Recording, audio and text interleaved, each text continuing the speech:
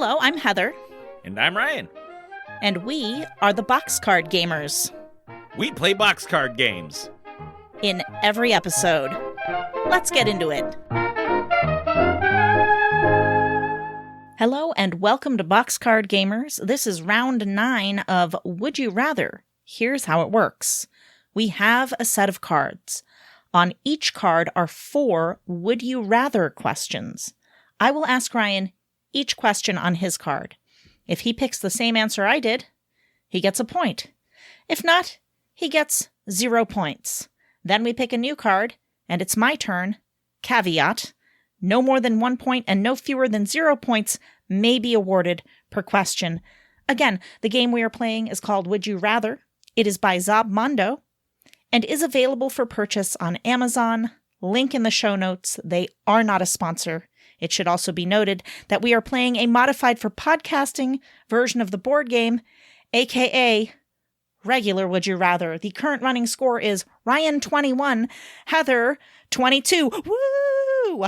Ryan, are you ready for your card? Yeah, and I'm pretty sure we don't have the same answer. Go ahead. Ryan, would you rather go solar excuse me.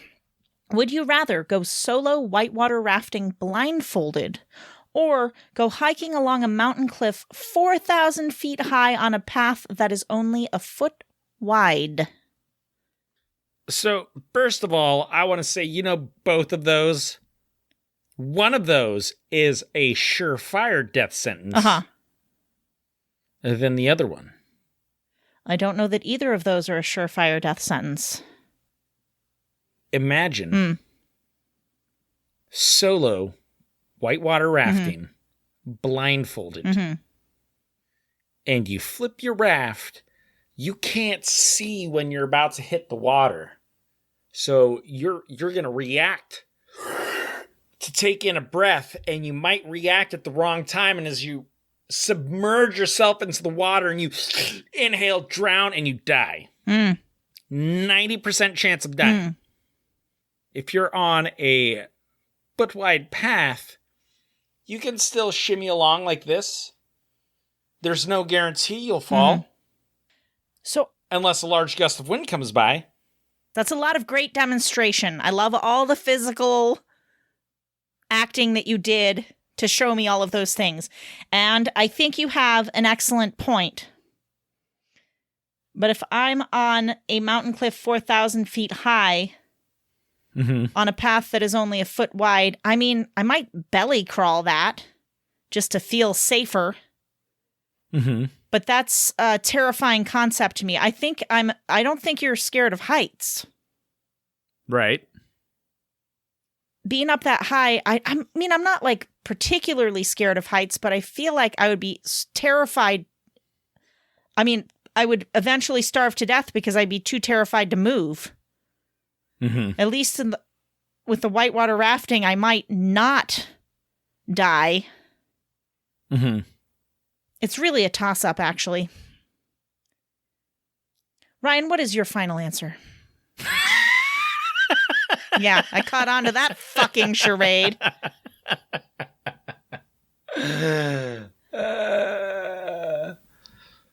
I'd rather do the whitewater rafting. 4,000 feet's really high. That's really sketchy. It is. All right, I will give you a point, even though I feel like I just got conned. Ryan,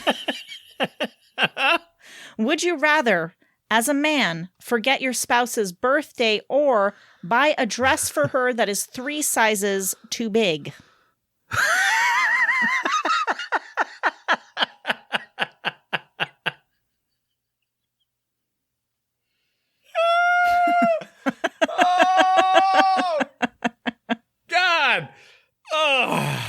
Heather?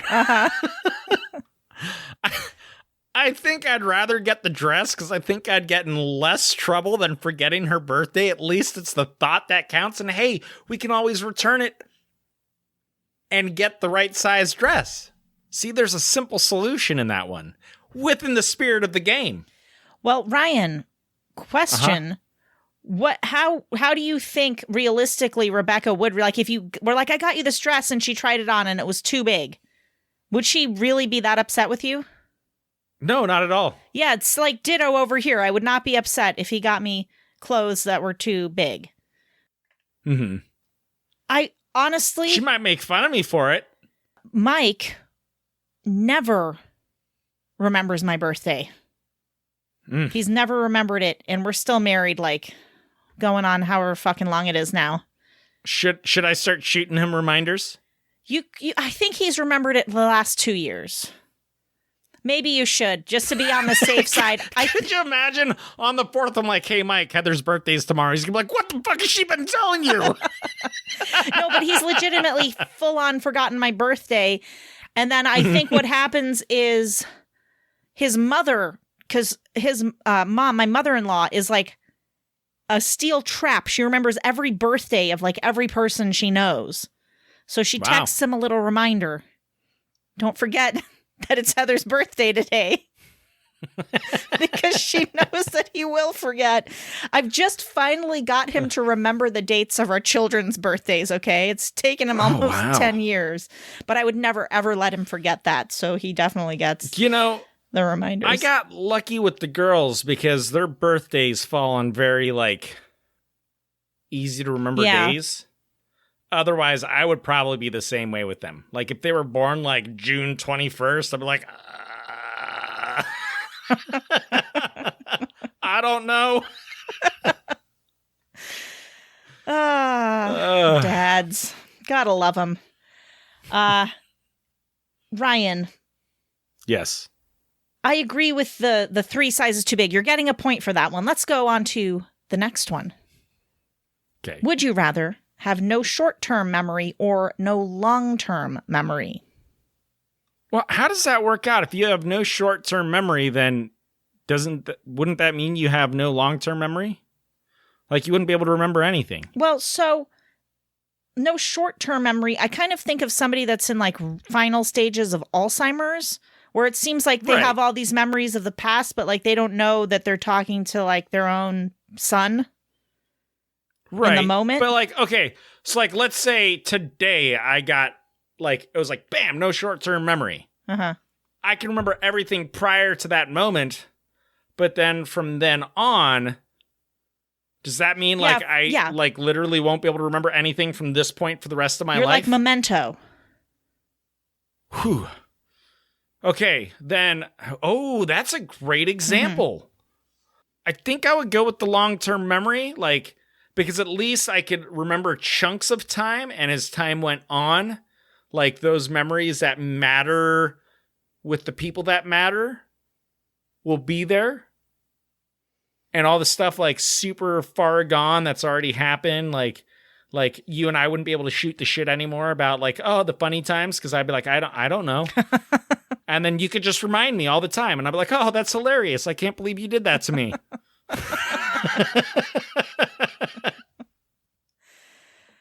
I was listening to some true crime podcast like earlier today, and it was like, I mean, he would have woken up. He must be lying because he would have woken up when she screamed. And I was like, I don't think people understand how heavy some sleepers can be. And then I thought of you, and I was like, I don't think Ryan would wake up if his wife in bed next to him screamed because a murderer was attacking her. Well, now, like if I was like napping, right? Like I'll wake up very easily. But if I'm like dead of night asleep, there's literally nothing that can wake me up. I have slept through earthquakes. I've slept through an earthquake that knocked over a dryer or a washing machine. I think it was the dryer because it's probably lighter. But it knocked it over right next to my paper thin wall.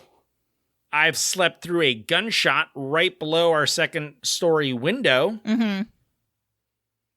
What else have I slept through? And I can sleep anywhere. Yeah. In any position. Doesn't even matter.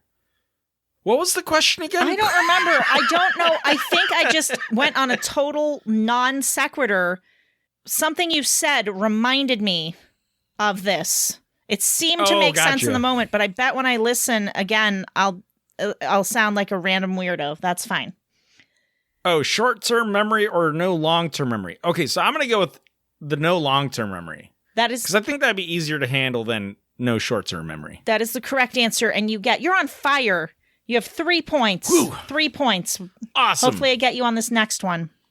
Ryan, would you rather have to give a crucial business presentation in baby talk, or give the presentation with no verbal communication at all while holding a cuddly teddy bear and a soft, fuzzy blanket? As awesome as that second one sounds. Guess what, bitches? We're playing charades. Oh my God. Can you imagine? You're like, serious business presentation. You straighten your tie and then you tug your ear. Sounds like 2 syllables. Right? That would be fun. That would be awesome.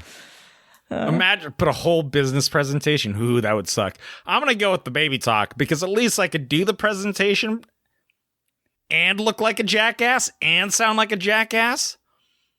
But in the other one, we're going to be there all night and probably into the wee hours of the morning. It's going to suck. Trying to get it's going to suck real bad.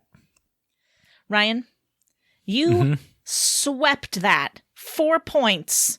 You nailed it. I think that's the first time either one of us has done that in this whole game.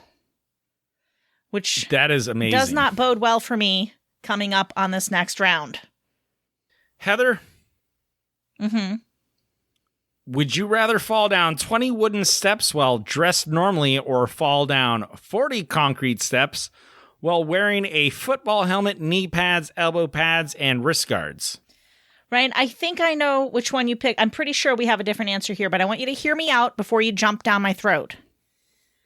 I have fallen down concrete steps. In fact, every stair fall I've ever had was down a set of concrete steps. I think the longest one was like I fully went down like 25 concrete steps and head over heels tumbled down and landed on my back at the bottom. And I was fine. I walked away with maybe a bruise or two through all of those. So I would rather just fall down 20 wooden steps while dressed normally so I can get the fall over faster and get on with my day, since I apparently am immune to injury falling down concrete stairs, of which I have done many times. That is the end of my argument. Great. I would choose the concrete steps fully decked out in pads because it'll hurt less. Because it doesn't matter if it's concrete steps or wooden steps. It's going to hurt a lot going down 40 steps. But it's not, though. It is. No. It'll hurt the same. It won't. Yeah, it will. The wood might be softer, but it's still harder than you. So it's going to suck.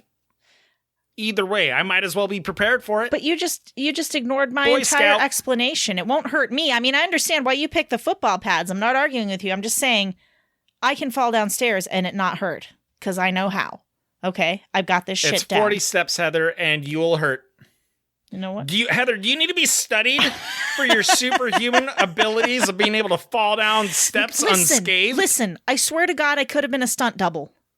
Because I seem to naturally, like, if I miss a step or I kind of trip or fall over something, I have this ability to either catch myself or realize when I'm not going to be able to regain my balance. I seem to know how to fall to soften the blow. Like, I was walking backwards one time because I was talking to somebody and I didn't realize there was a giant, like, rock behind me. It was like a knee-height rock. And I bumped into it and I started to fall over behind it. And I instantaneously started to resist the fall. And then I realized I'm going to hurt myself a lot less if I just take the fall and roll with it, which is what I ended up doing. So it looked like this huge dramatic fall, but I was unharmed. And I just stood up kind of awkwardly and I was like, that was not as bad as it looked. I had that actually fully under control, believe it or not. What? Well, I am accident prone, so I'm going to go with the pads. Okay. Because I would be prepared, at least. That's fair. Heather? Yes, Ryan. Also, did I tell you about the time I almost died falling? I don't think you did. So I was underneath an oil rig installing lugs. Uh-huh. Oh, I thought you were telling me to wait. No, crossing my arms, getting ready for the story, snuggling in. Looked like you were doing this, which is the signal for stop when you're signaling a crane. I had no idea that was even a thing. So I was on top of this gas tank that we were getting ready to install underneath. It's a mobile oil rig. Mm-hmm. Anyway, it's probably like a good 10, 12 feet in the air. And it's dark. I can't see anything, and I'm marking out where I need to install the hardware, basically, to hang this thing. And so between the gas tank and the beam I was working on, there was about like a 1.5 foot gap, and then just like ground underneath. And of course, I was not wearing any safety gear, such as a fall arrest system, like I should have been. And I leaned forward, and I missed the beam completely. And I started diving head first towards the ground. And I see this ground coming at me like really, really fast. And my arms are behind me. So I don't have time to like put my hands out in front of me to brace my fall. So I ended up reaching up to try and grab the gas tank. And my pinky just caught the lip of it. And it somehow managed to swing my legs out in front of me, and I landed on my feet and stuck the landing. And didn't die. Nice. Well, Ryan, that's what you're supposed to do when you fall, is you're supposed to try to make it so you go land feet first instead of on your head. Right. So that you have a bigger chance of survival. So you fucking nailed that survival tip, man. Nicely done. Hell yeah. Heather? Yes. I have a question for you. Would you rather have to sleep each night with 2 harmless bats in your bedroom, or have 5 pigeons hanging out in your kitchen at all times? I actually put a lot of thought into this one, and I just don't see, because I live in the kitchen. My spot is in the kitchen when I want to sit down and have a leisurely coffee or try to read a book. I cook in the kitchen. I clean in the kitchen. I don't see how I can operate with 5 pigeons flying around my kitchen all day long. Yeah. Bats in my bedroom, they're not going to harm me. They're probably just I'm going to sleep mainly when I'm in the bedroom. They are going to crap everywhere. So I'm thinking, as long as I put a tarp down and throw a tarp over my blanket, I'm good to go with the bats. I'm taking the bats. I would have to agree with you. I would rather have the bats in my bedroom, even though bats like to attack me. But since these ones are harmless, I know they won't attack me because they're harmless. And I'm right there with you with the kitchen thing. Like, that's the kitchen's like my domain. And it'd just be super unsanitary having pigeons in there all the time. It really would. And like, how many meals would just get ruined because a pigeon was like flew over it and dumped in it? I just couldn't do it. Yeah, it would suck. Well, I'm glad we agree. Heather? Yes. Would you rather have to watch every movie from the front row of the theater, or watch all television on a TV with a 9-inch screen? Ryan, I already watch all television on a TV with a 9-inch screen, so I'll just stick with that. Yeah, you know what? I was going to say the front row, but I did not even think about that because I do that too. So I'm right there with you. I feel like this version of this game, I think, is kind of old. Like, it's one I found at a Goodwill or something and just brought home. And it's like super old timey looking. I don't know what the publication date is, but I feel like, because some of the questions make me feel like it came around before the like cell phone and internet boom. Right. Because I'm like, everybody just already does watch on a 9-inch screen. Yeah. Idiots. No, I'm kidding. That's not true. We probably watch it on screens smaller than 9 inches, honestly. I think they are smaller than 9 inches. Although I would say, like, Mike will almost never watch anything on his phone. He almost always watches on the big TV. So there probably are people with a TV preference. But also, oh, for sure. Like, when was the last time you went to the movies? I go maybe once a year, maybe, these days. I think it was not this last weekend, but the weekend before that. Really? How often do you go? I did. Not very often, but I did an online interview about Job Corps, and the guy paid me $75 and with a $75 Amazon gift card, and we used that to go to the movies and buy snacks. An Amazon gift card got you into the movies? Yeah, you can buy digital movie tickets. I did not know that. Yeah. Huh. Well, learn something new every day. I'm going to take my point. Let's get on to our last one. Heather, let me find it. Would you rather be a 12-year-old still in second grade who is like...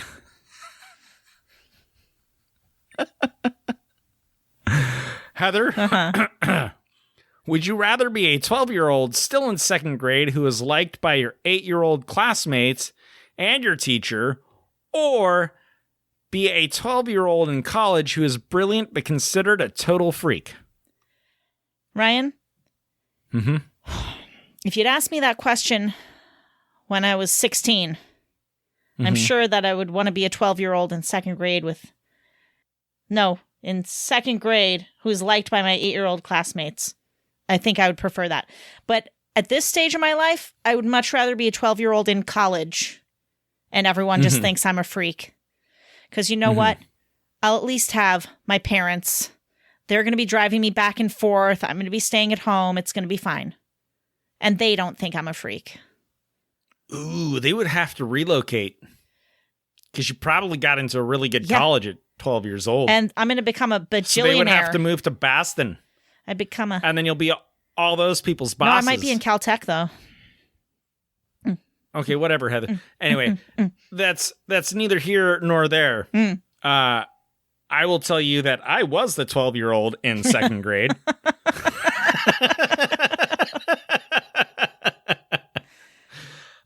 And I would rather be the 12-year-old in college as well.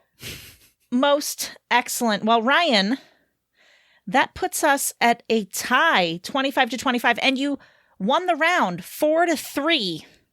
You take this round. So going into our final round next week, we're going to see if I finally win a game or if we uphold the Boxcard Gamers tradition of Ryan winning every game. We will see.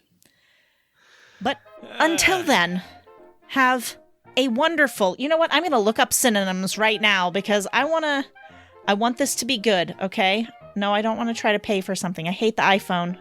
I'm sorry I ever got it. All right, hold on. All right, have an awesome, brilliant, splendid, smashing, perfect week. Until we play again. Nailed that one.